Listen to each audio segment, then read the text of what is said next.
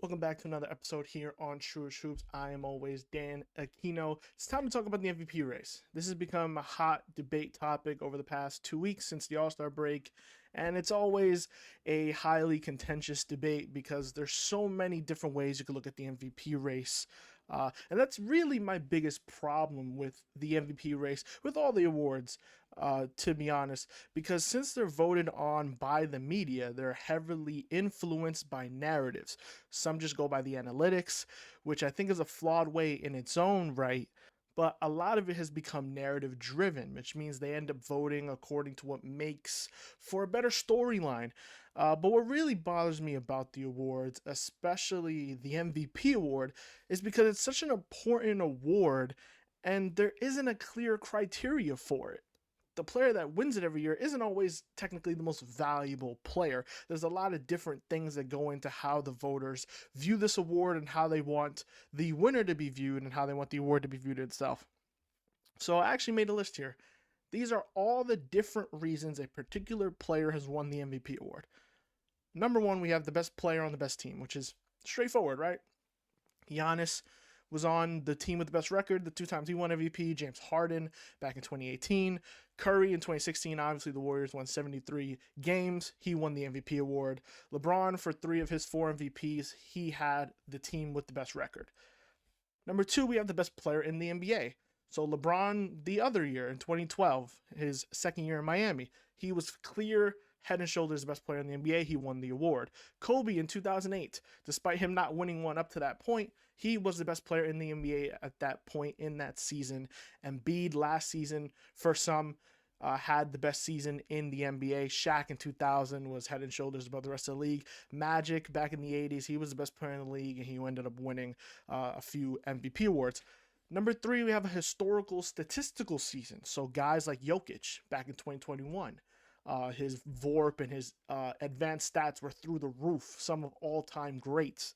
And then Russ in 2017 when he averaged a triple-double, something we hadn't seen done since Oscar Robertson did it back in the 60s. So that was something historical statistically, that despite Russ being on a not-so-great team, I think OKC was 4th that season or 6th, somewhere around there. Not one of the top 3 seeds, which is historically where we see the MVP go. The MVP award is usually won by someone that's in that top 2, top 3 seeds in the conference. As I mentioned, a lot of it goes to the team with the best player. Another reason is a breakout season for a young superstar. So Curry's first MVP. If you go back and look at his numbers, they don't jump off the page. But the Warriors had the best record that year. He was 26 years old. His breakout season to becoming a real superstar, he won the MVP. Derrick Rose the same way, the youngest MVP in NBA history, on a team that won 60 games. The Chicago Bulls were really good that year. And he was a young superstar that took the league by storm. MJ's first MVP in 1988. He was still very young, wasn't winning titles yet, but he was having such a crazy statistical season from a young player. He gets to win the MVP. Moses Malone in 79. He was also a very young MVP. I believe he was 23 when he won it. That's also, an example of a young breakout superstar winning the MVP. Another one is a makeup MVP award. Now, this is interesting. There's guys in the NBA over time, historically, that play at an MVP level for multiple seasons, don't win the award. Eventually, voters say, you know what, this guy deserves one. A lot of people said that about Embiid last season because he had 2 straight seasons that he maybe should have won the award, but because he kept getting hurt, didn't play enough games to be considered for the MVP award, it ended up going to someone else. So Embiid last year, in ways, was a makeup MVP.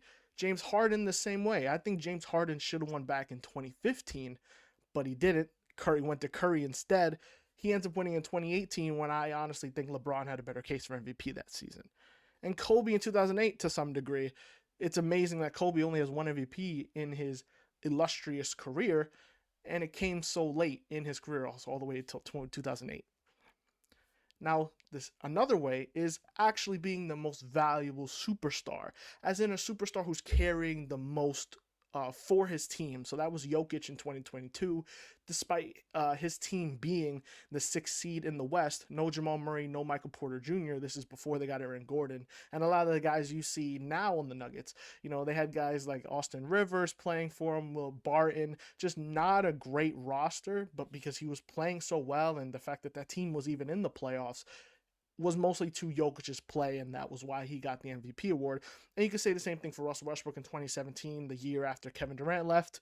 He was able to carry that team to the playoffs. Now, a seventh way, two-way dominance. We've seen this across NBA history, especially back in the 90s. We saw guys who were just so good on both ends of the floor. Giannis is an example of that in modern day. He won the Defensive Player of the Year award the same year he won the MVP. Kevin Garnett, Tim Duncan, both of the times he won it. David Robinson, Hakeem Olajuwon, some of those guys who've won MVP because not only of how good they were offensively, but how great they were defensively together in one season. Now, that's 7 different criteria for one award. That's a problem. Now, a lot of MVPs fulfill more than one of these, but the problem arises when voters are picking and choosing which criteria to use to justify their MVP choice based off who they want to see win it. Then there's the unspoken voters fatigue, which we all know exists, which is when voters get tired of voting for the same person every season. And this has hurt some of the greatest players in the game. For example, we've seen unparalleled dominance from LeBron since basically 2007, and he's only won 4 MVPs. He hasn't won an MVP in over a decade. Somehow that just doesn't make sense. Jokic and Giannis right now, they're suffering from that right now, where voters are trying to find a way not to vote for Giannis again because he already has 2, not to vote for Jokic again because he already has 2. That's what happened last season. Jokic was looking like he was going to win his 3rd straight MVP, but because people didn't like the story that would come out of that, because winning 3 straight MVPs is significant. Only Bill Russell and Larry Bird have done that. And Larry Bird, that was back in the 80s when he won 3 straight.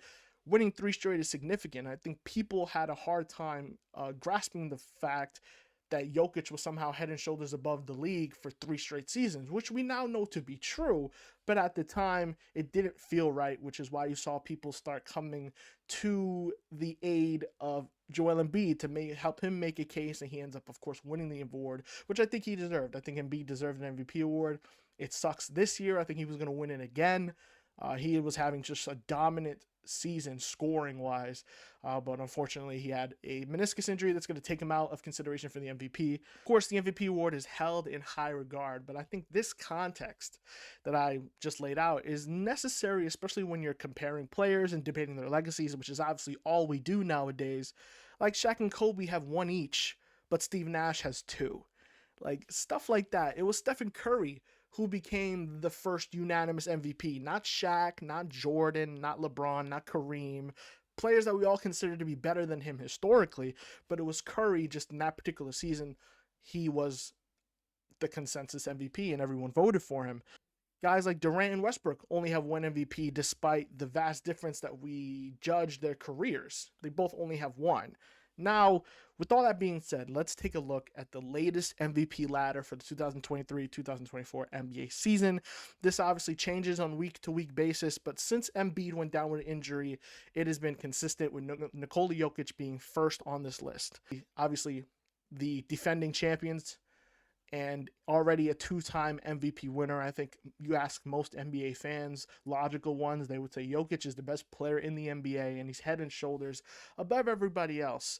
For the first time we've seen something like this, I think since LeBron in the 2010s. He's averaging 26 points per game, 12 rebounds, 9 assists, a steal and a block per game. I mean, they're 42-19. They're a half game back of the first seed in the West, which has obviously been the stronger conference. He leads the league in win shares, box plus minus, value over replacement player, which has become a very big advanced stat when it comes to voting on the MVP award. It's kind of just an easy way for voters to say, all right, this guy's leader in VORP, he should win the MVP award, which is bad because if you go back and retroactively vote for the MVPs, there's guys that would lead in this statistical category and then did not win the MVP award. LeBron has led in VORP almost 8 or 9 different seasons, but obviously he only has 4 MVPs. And Nikola Jokic Second in PER overall in the league, only to Embiid, who obviously is out of consideration. Now, second on the MVP ladder is Shai Gilgeous-Alexander, who is a young guard for the Oklahoma City Thunder, averaging 31 points per game, 6 rebounds, 7 assists, 2 steals, and a block per game on 55% shooting, 39% shooting from 3. OKC, as I'm making this video, is the number 1 seed in the West. It's very close between 4 different teams in the Western Conference. He's third behind Jokic in PER. He's second in win shares and VORP, and he's fourth in box plus minus. He's one of 3 players in NBA history to average 30 points per game, 5 rebounds, 5 assists, 2 steals on 50% shooting in a season. The only other 2 players to do that were Steph Curry in 2016. He won the MVP. Jordan did it 5 straight seasons from 88 to 92. He won the MVP multiple times during that stretch. So Shai definitely has a great case for the MVP award. If I was voting right now, I might actually vote for Shai, because this is quite the accomplishment. The fact that he has this Oklahoma City team, which is so young, with so much unproven talent, and he has been a consistent scorer, consistent guard in this position on a young team in a very, very tough Western Conference. I mean, there's teams in the Western Conference that are going to finish several games above 500 and miss the playoffs. The West has been so tough, and it sucks that Oklahoma City, they're going to get a top seed in the West, and they're probably going to be greeted by having to play the Phoenix Suns in the first round or the Lakers. You know, that's a tough first round matchup given the star power that those teams have. But I think Shai has a really great case for the MVP award. But let's move on to the rest of this top 5, for that's really all I'm going to talk about. There's guys, obviously they go from 1 to 10, but the guys from 6 to 10 really don't have any chance to win the award. Third, obviously, it's Giannis. He is obviously one of the league's best players. 31 points, 11 rebounds, 6 assists on 62% shooting, which is just ridiculous. He also averages a block and a steal per game. He has 47 double-doubles on the season, and he has 7 triple-doubles. The Bucks have had a weird season. Coaching changes, roster changes, incorporating Damian Lillard has been tough. But even with all that, they're still 40-21, which is second in the East. Giannis is 4th in PER and VORP. He's 3rd in win shares. He's 5th in box plus minus. Giannis, I think, he's one of those players, like I mentioned, he's going to suffer from voter fatigue. He has every season, basically since 2018, been a really, really good player, one of the best players in the league. He's going to have MVP caliber seasons every single season, and it's just going to be weird that the voters are going to find a way not to give him the award anymore, unless it's just head and shoulders he has the best case, like, for example, maybe Jokic has this season. Now, 4th is a guy that we've seen a lot of media attention given towards, and that's Jason Tatum. And a lot of that has to do with how good the Celtics have been this season. He is an example of the best player on the best team. Tatum is averaging 27, 8 rebounds, 5 assists on 48% shooting, 37% from the 3. The Celtics are 48-12. They're on pace to win 65 games. They have the all-time best offensive rating in NBA history so far, and they're currently have the 4th best net rating of all time. They have the same net rating as the 2017 Warriors. Now, that team had Curry, Kevin Durant, Klay Thompson, Draymond Green. That was that team, who many consider the best team ever built. They matched them in current net rating. The only teams with a better net rating are 2 Michael Jordan Bulls teams, the 72-win team and then the team after that. Now, 5th on the list is Luka. He is an example of someone having just a ridiculous statistical season. He's averaging 35 points per game, 9 rebounds, 10 assists, 1.5 steals per game on 50% shooting, 38% from 3, and he's taking about 10 threes a game. This is a just ridiculous stat line. And he's also carrying a team that's not so great. You know, they got Kyrie Irving, but Kyrie Irving's been in and out of the lineup with injuries and stuff of that matter. They've had other guys also missed time to injury. They just traded Grant Williams at the deadline. They brought back PJ Washington and Daniel Gafford, so that's helped them a little more. But this team solely relies on Luka. I mean, if you're talking about most valuable player, it's Luka Doncic. No question. He's doing the most with less. Look at the Dallas Mavericks roster. They had Dante Exum, who was out of the league last year, starting games. He's been out with injuries for quite some time. Tim Hardaway Jr. is one of their other big offensive threats, and he is very hot and cold. You never know really what you're going to get from him. Unfortunately, the Dallas Mavericks are hovering in the bottom of the standings in terms of the Western Conference playoff picture. So he's not getting a lot of consideration for MVP, especially when you look at these other guys that they have ahead of him. I think it's hard to make a real argument against Jokic. He's just head and shoulders the best player in the league. And if you watched the Nuggets game against the Lakers the other night over the weekend, I mean, it's just clear that he is just such in control of the game on both ends too. He leads the league in defensive box plus minus, which you can argue whether that's a flawed stat or not, but he is not a defensive liability like most people think he has been the past couple seasons. He's definitely done things to improve in that area so that he is not a defensive liability for the Nuggets, and it makes it so that the Nuggets are just incredibly difficult to beat. Like, of course, Minnesota and Oklahoma City, they've been really good this season, but they're unproven. They're young, unproven teams. And if you watch Minnesota play, there's times where they do stuff that's really low IQ. Just recently in one of their games, they had a 2-for-1 opportunity in a game that they ended up losing. They squandered it, and it's just stuff like that. Those little things are never going to happen with the Denver Nuggets because they've been there and they've done that. They're smart. Coach Mike Malone is a great head coach, and then Nikola Jokic just has an incredible basketball mind, similar to that we've seen with LeBron James over the past, of course, 2 decades. Those are very special type of players, and that's what separates the all-time greats from guys that are just really talented and have really good careers. So this MVP award's most likely going to go to Jokic, but I would love to see Shai Gilgeous-Alexander win the MVP. I mean, I think it is more exciting seeing a young player on a young team that's kind of surprised the league. They're the most surprising team of the league for me. Mark Daigneault is I hope I said his name right. He's most likely going to win the Coach of the Year. He'd be my pick. I mean, he's done such a good job with a team of young players. You look at Chet Holmgren in his rookie season, who he'd probably be the Rookie of the Year had it not been for some, historical prospect that we're seeing in Victor Wembanyama. Jalen Williams is really coming to his own, looking like he's going to be an all-star type player in his career. This is a fantastic season for Oklahoma City, no matter what happens.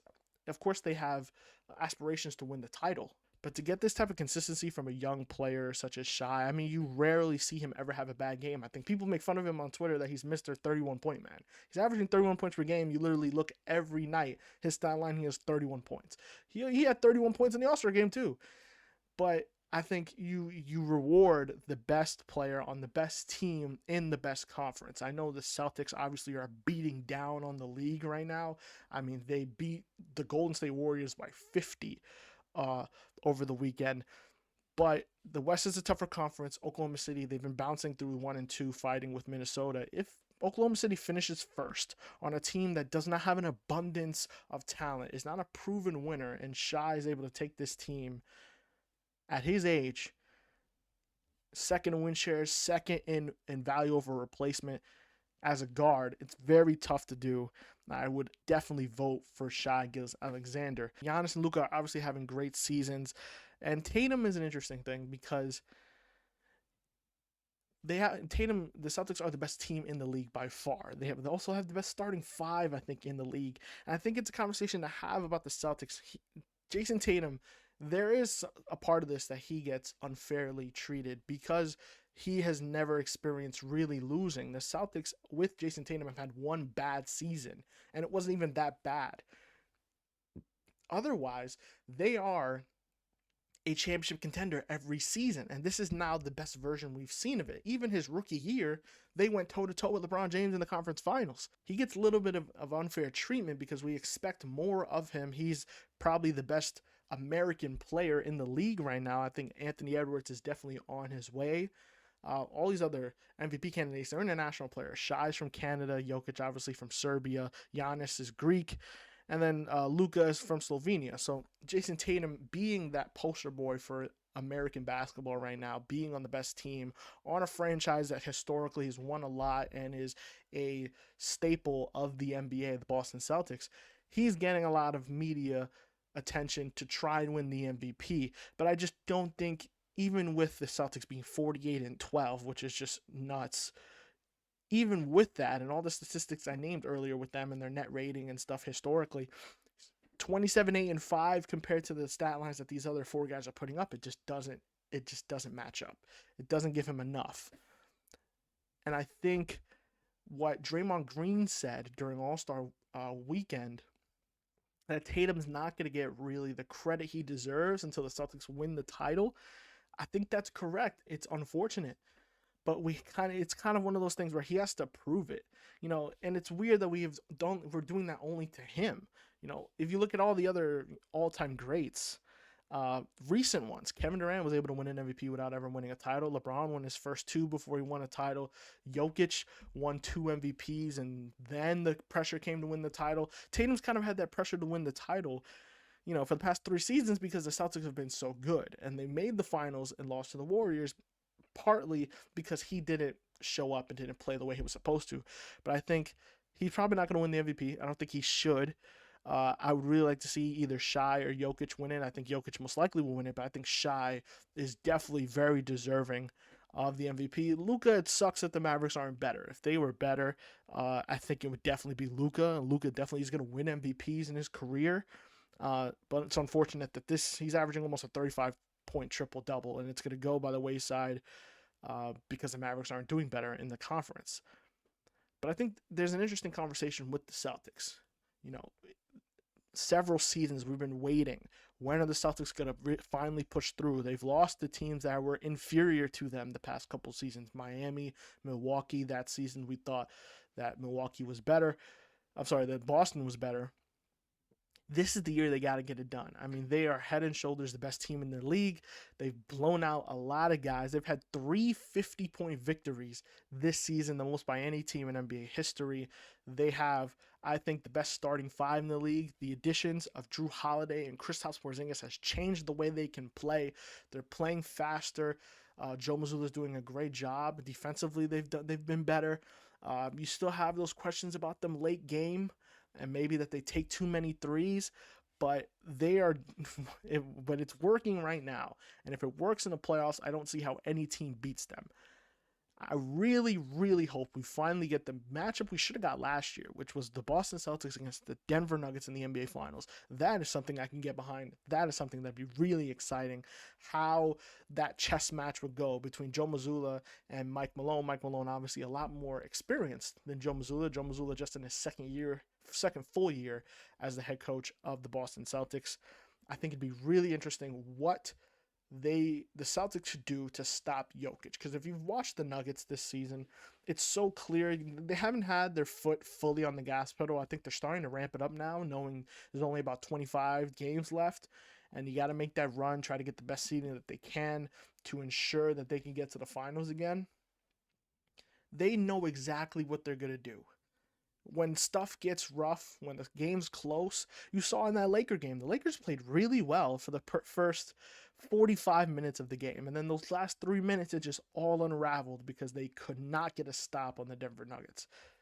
Once you start that Jamal Murray, Jokic pick and roll, the Jokic dribble handoffs to Jamal Murray, it just messes up your defense so much because you got to choose what you're going to give up. If you sag off of Kentavious Caldwell-Pope, or if you sag off of Michael Porter Jr., you have 2 good shooters that are going to knock down shots and make you pay, or can take you off the dribble and make plays for themselves or for others. And then the Aaron Gordon lobs, I mean, it seems like a cheat code. It's always there, and there's nothing you can do to stop it.